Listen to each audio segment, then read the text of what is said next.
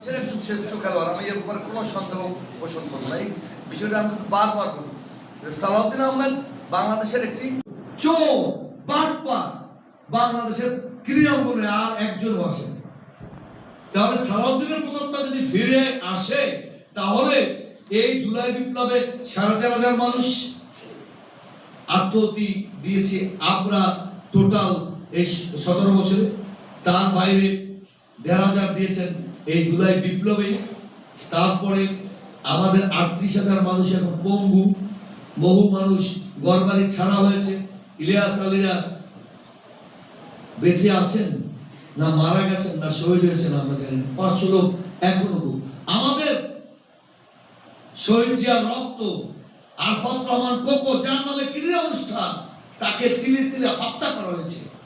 সেই সাজানো বাগানে সেই জনগণের বিজয় কোন নোংরা নষ্ট ব্যক্তিত্ব আর ফিরে আসবে। ক্রীড়া অঙ্গনে কেউ বেরিয়েছে।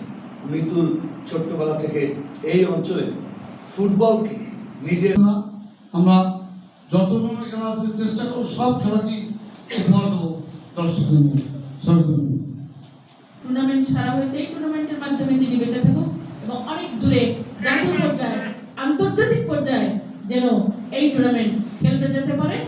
সেই সহযোগিতা আন্তরিকতার জন্য অন্তত আমরা এই জেলার সন্তান, আমরা এই জেলার মানুষ, আমরা আপনাদের পাশে আছি, থাকবো।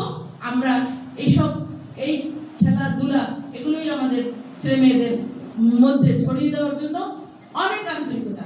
আমি আজকে একটু খবর পেয়েছি যে হচ্ছে যুব সমাজকে মাদক থেকে দূরে রাখা। এই মাদক থেকে দূরে রাখার উপায় কি? উপায় হচ্ছে ক্রিয়া জগৎটাকে আবার যুব সমাজকে ক্রিয়ামুখী করা, সাংস্কৃতিকমুখী করা, সমাজের সমাজসেবক যে কাজগুলো আছে, স্বেচ্ছাসেবী যে কাজগুলো আছে, সেই কাজগুলোর ভিতরে যুব সমাজকে নিয়ে আসা। তাহলেই আমরা মাদক থেকে এই যুব সমাজকে দূরে রাখতে পারবো। পিরোজপুরে যদি এত বড় আয়োজন হতে পারে আরফাত রহমান কোকোর, তাহলে আমরা পিছিয়ে কেন? আমি কালকেই ডিস্ট্রিক্ট নেতৃবৃন্দের সঙ্গে কথা বলবো। আমরা পিরোজপুরের থেকে বড় আয়োজন করতে চাই। এই পোশাকটা আপনারা আমাদেরকে করে দিতে পারেন। আপনাদের একটি সত্য নিউজের কারণে, সংবাদ পরিবেশনের কারণে এই ক্রীড়াঙ্গনটা বাংলাদেশের প্রতিটি জেলায়, প্রতিটি থানায়, প্রতিটি ইউনিয়ন পর্যায়ে অনুষ্ঠিত হতে পারে।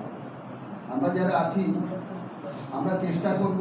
এখানে আমরা সার্বিক সহযোগিতা করেন কামরুজ্জামান শুক্র, সবসময় আমার পাশে থাকেন।